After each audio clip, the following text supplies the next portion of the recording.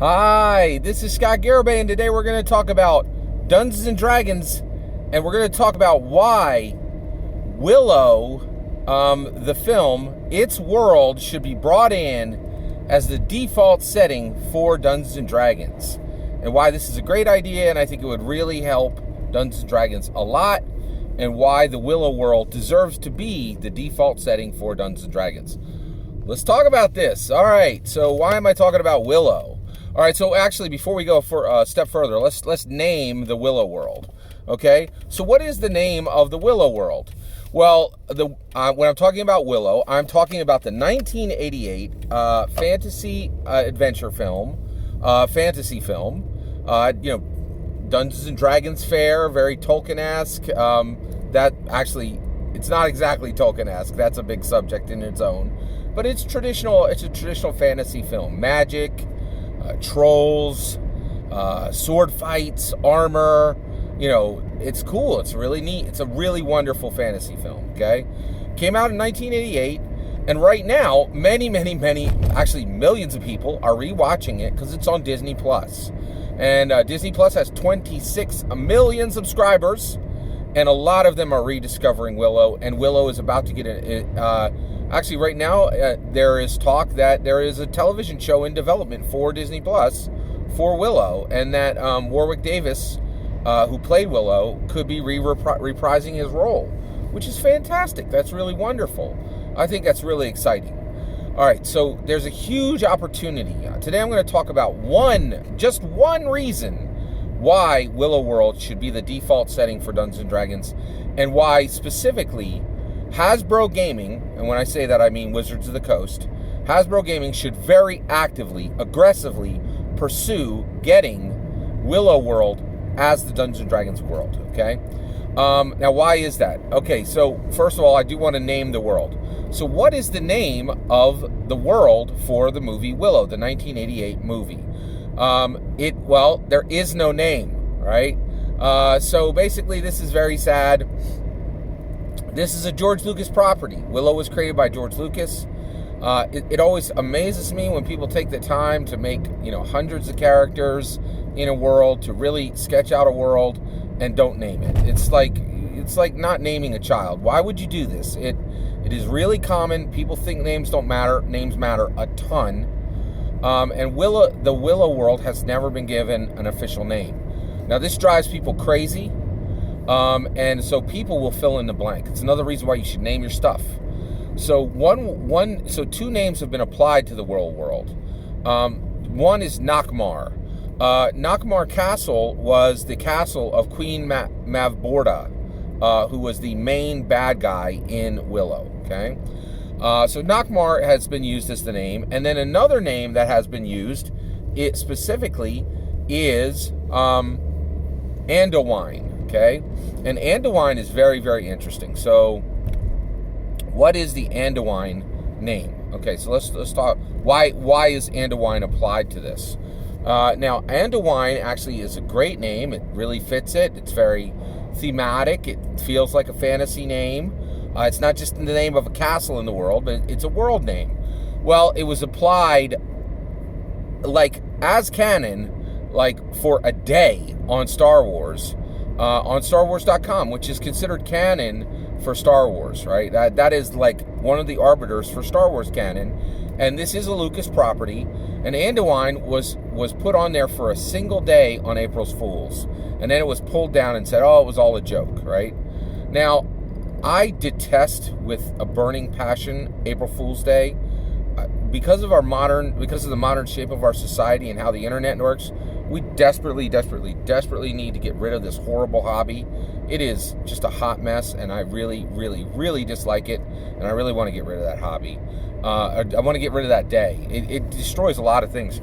I recently learned how to solve Rubik's Cubes, and somebody put 6 years ago, put up a how to solve a Rubik's Cube, and it's this long algorithm, and I spent 45 minutes, going through this algorithm that doesn't solve a Rubik's Cube before I realized that it was a 6-year-old joke. That's not cool, man. It's really not cool. I really despise April Fool's Day. And so I would really love for the permanent name of the Willow world to be Andowyne, which was applied on April Fool's Day, literally to punish the people who made that April Fool's joke and the company for ever allowing April Fools to touch their product.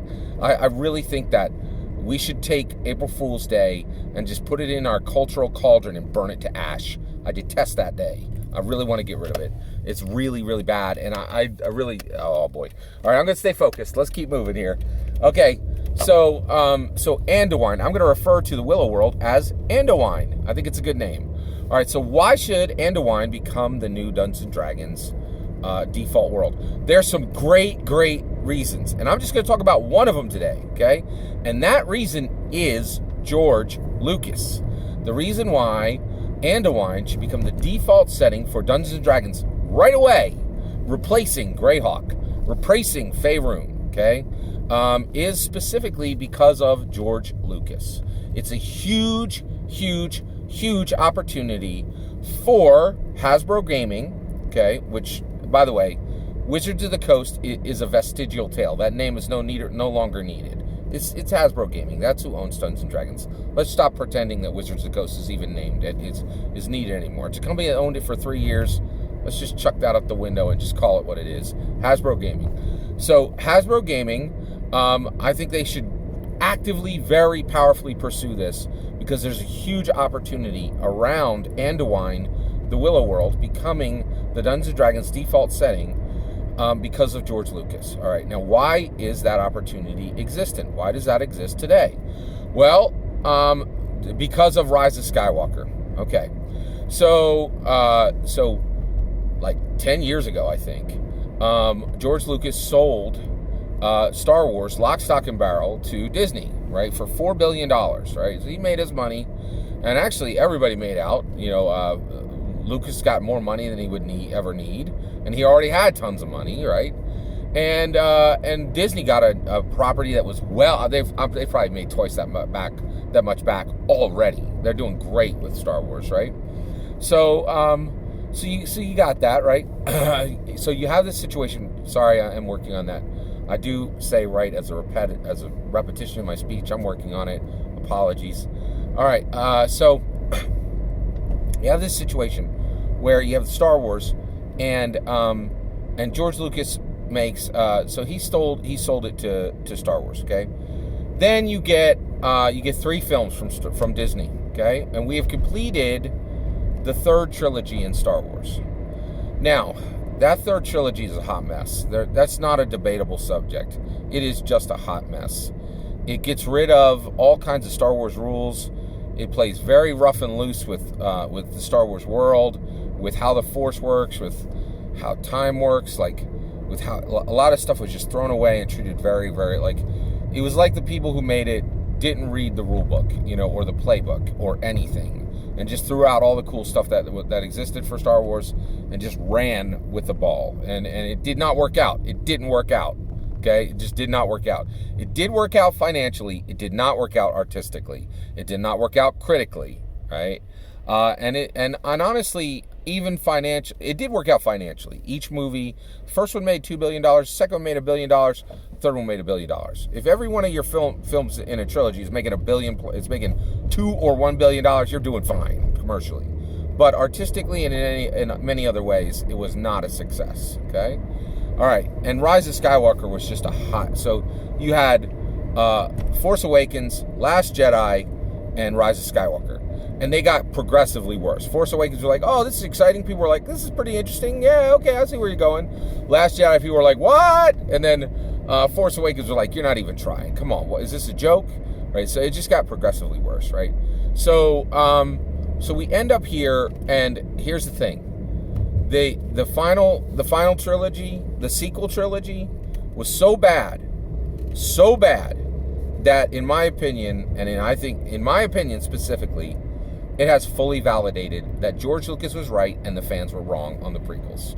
That conversation is over. And many legacy fans have gone back and embraced the prequel in the hot mess that is the sequel trilogy, okay? And they should have. George Lucas did a fantastic job with the first trilogy.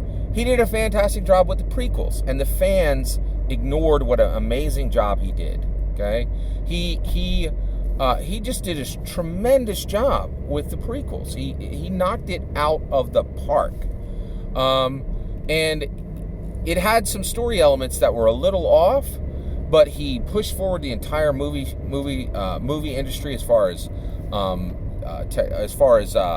computer generated imagery. He literally made theaters better. Like, theaters have closing doors, two sets of closing doors because of George Lucas. Thousands and thousands of theaters have major improvements because George Lucas asked for them and was able to demand them because of the power of Star Wars. George Lucas has accomplished so much, and the prequels were really good. And now, in the light of the nonsense that Disney produced for the sequel trilogy, everybody's like, oh my gosh, we were very unfair to George Lucas. So there's a large amount of goodwill that has a large amount of forgiveness and a large amount of remorse over how George Lucas was treated, right? So this is a huge opportunity for Dungeons and Dragons. They can go get the Willow world, and they can connect the Dungeons and Dragons official world to this really cool, very neat, very wonderful world, and make it the default world for Dungeons and Dragons. And when they do that, they're going to connect Dungeons and Dragons to George Lucas, who is the greatest intellectual property creator that America has ever known, bar none. No one has accomplished what he has accomplished. Basically, having three trilogy series, every single one of your trilogies making $1 billion plus. It's never been done before. And having 3 completed trilogies with a 4th on the way, George Lucas is unprecedented. And to have that type of momentum and that type of mass and that type of respect connected to Dungeons and Dragons is a massive, massive opportunity. In addition, so George Lucas is a great name. And Star Wars is Americana. It is an element of Americana. Exactly like Dungeons and Dragons is an Americana. Exactly like rap music is Americana. Exactly like baseball is Americana. Exactly like comic books are Americana.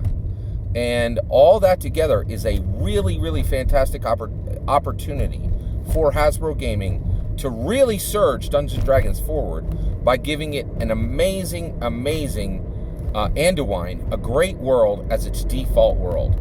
And George Lucas is just one awesome reason to make Andowyne the default world of Dungeons and Dragons right away.